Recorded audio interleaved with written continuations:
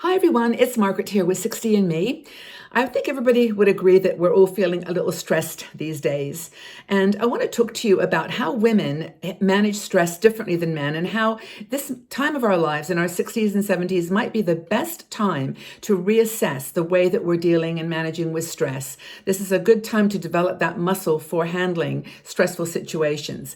Now, we know that men and women are different. Men and women process stress in different ways, but women do process it in a way that can actually have an effect on their physical health, their mental health, and their spiritual health. It's just the way that we process it. Now, we actually know that our modern world is changing rapidly at the moment, but it just has almost too much information, too much stimulation anyway, and that causes a lot of stress just in the most straightforward of times.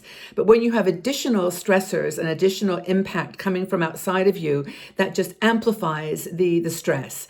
And as I said, women do have a way of dealing with stress. I'll talk about it from my own experience, and you can perhaps relate, that makes it a little bit more complicated, and our brain just can have some ways to adapt and to respond to situations that we create stress. We often think about stress as women in a kind of holistic way. Like, we don't just think about it and then start problem solving. We actually go deep and we start making connections. We start making emotional connections, guilt or regrets or feeling responsible. And those attachments to your stressful state of mind, which could just simply be a product of doing too much, trying to accomplish too much. Or now, of course, when you've got an outside stimulus, which is creating a lot of anxiety. So we tend to look at the cause of the stress, which I think always makes it spiral deeper and kind of out of control. We blame ourselves, as I said. We put stress on top of stress. And as I mentioned earlier, men and a lot of women, but mostly men, will try to problem solve. If you have something that's bothering you, a little bit of, you start planning, you start, organizing, buying, coordinating. You start mapping out a roadmap for eliminating that stress. And they plot and plan and figure out what to do. I guess in some ways, now that I think about it, when we go out and shop and we try to protect ourselves and buy lots of stuff to be prepared, in a way we're trying to do that. We're trying to prepare for what we know could be potentially a more stressful situation. And so but it's very typical to do it that way. Women do that, and we're great planners. I'm amazed actually that the women in our 60 and Me community are just being so proactive and doing things in such a positive way to deal with their stresses at the moment. But at the same time, we want to get to the bottom of it. Like, why are we feeling stressed? What are all the reasons that we're feeling stressed? How could I change it? What should I have done differently? And so that can lead to that kind of anxiety on top of stress can lead to chronic health problems. This, by the way, this article that I'm referring to here and discussing is one written by Noelle Nelson, who's one of our bloggers. And it was written a while ago, but she just had put her finger on this situation of how women process stress a little bit differently. This kind of layering, that analytical stress, like where we try to research it and get to the bottom of it, find the cause, the root cause, that tends to lead to inflammation, which in turn impacts our immune system, which in turn leads to disease and unhealthy outcomes, heart problems, cognitive challenges. Our bodies just cannot absorb that much more stress. So what can you do? What are the de-stressing steps that you can do? Well, managing stress is so unique and individual. Everyone's got their way that they're dealing with it.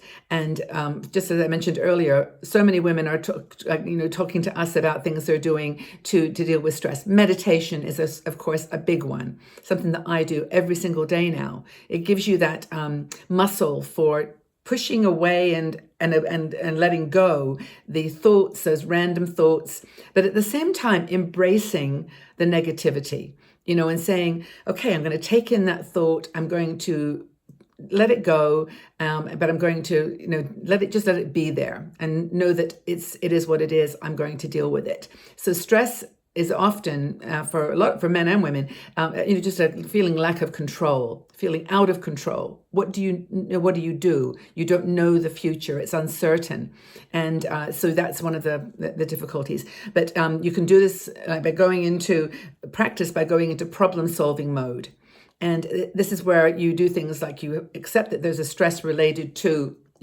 a situation or something that's happening around you. What can you do to solve that problem? Can you be prepared with certain things that you want to buy or that you want to surround yourself with? Things that are going to solve the problem of the stress, rather than trying to figure it out and analyze it and know everything there is possibly to know about the cause of that stress. You may be afraid. You may be fearful of something. If you're fearful, then you've got to say, what is it fear of? Okay, it's fear of getting sick, or it's fear of, losing, control of a situation. What can you do to make, it more manageable?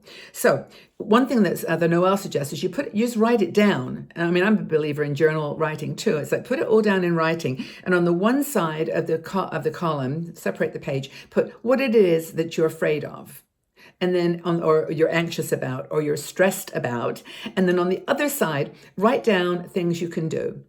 So if you can just, say, I'm fearful of the way that the world is evolving at the moment, the things that are happening in my world. And then on the other side, you can say, well, I'm going to stay healthy. I'm going to exercise every day. I'm going to buy good food and eat as much as I can, non-processed foods. I mean, you can be specific and put like a checklist of things that you can do. I'm going to, like, for example, I make a call now to my son every day at a certain time. It's part of my ritual for dealing with stress about worrying how he is.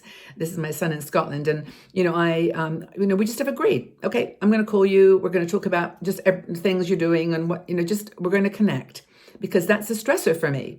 And now I've got a way of dealing with it. I've got a solution to that. I still feel some of those the attachments that we talked about earlier, but I'm dealing with it. And then know that stress is inevitable. This is not a bad thing. If you are in the middle of this situation I'm referring to, what stress is, and you know that it's totally understandable. We are facing something that we've never dealt with before. So, we know that it's inevitable. And there's, again, things you can do. You can problem solve that. One is, don't watch so much news. This is, a given. Don't watch an hour a day maximum, half an hour in the morning, half hour in the evening, spread it out, but don't watch all the news. Don't overschedule yourself. And that means even with your relaxation exercises and your home activities, don't overstretch. Don't feel like you have to be productive. Paint the picture, finish the coloring book, finish the scarf, cook 10 meals and freeze them. You don't have to be productive. Schedule yourself to just relax a little bit sometimes, except that you're going to feel stressed if you try to push it. And so, don't overschedule. Create a list of resources. I think this is super helpful. I've even put numbers in my phone right now, just so that if I needed to call a hotline or a number, I would have it right there. I wouldn't have to be frantically looking for it. And I know exactly who my resources are. I also have put all my papers in order, like just phone numbers and passwords. And I've told, just one person where all my passwords are kept so that, they can be accessed. So it's like, get your resources in order, checklist of food. I'm actually ordering food. Thank goodness we can have it delivered, but just every 2 weeks. And I'm just getting it scheduled. So it's just a really nice ritual to get control of that stress that you may run out of something. Another thing, finally, is to know who the people are that you can call if you feel super stressed or lonely. Lonely and stress are definitely related. If you're stressed and spinning in a circle, as a lot of women do, that with all those attachments I talked about, guilt, feeling responsible, revisiting your stress over and over, who can you call? Is there somebody that you can call and just say, hey, guy, I'm really needing just a little virtual hug right now? And just have a list of people, phone numbers, emails, and just use it. Just call up people or send a mail and use those resources wisely. So I know that I don't have to ask you what your common stressors are in the world. I think we've all got a shared stress about just living in this complex world at the moment. But what's going on in your life? What are the things that you're most stressed about? Specific stresses. And what are the triggers? What are the triggers that bring on the stress? Let's have a chat about it. Leave your comments in the section below. I really would like to know what you're doing to handle stress and whether you are thinking now that this is probably a really good time of your life to start letting some of the entanglements about stress go and just deal with the problem-solving aspect of it and get stuff done. Be kind to yourself. It's all going to be okay. Take very good care, everybody. Hope that you're doing okay. Leave your comments below about how you're managing stress at the moment, and I look forward to joining the conversation, and let's be in touch with each other. Keep each other in our hearts and mind. Stay safe, everybody. Be well.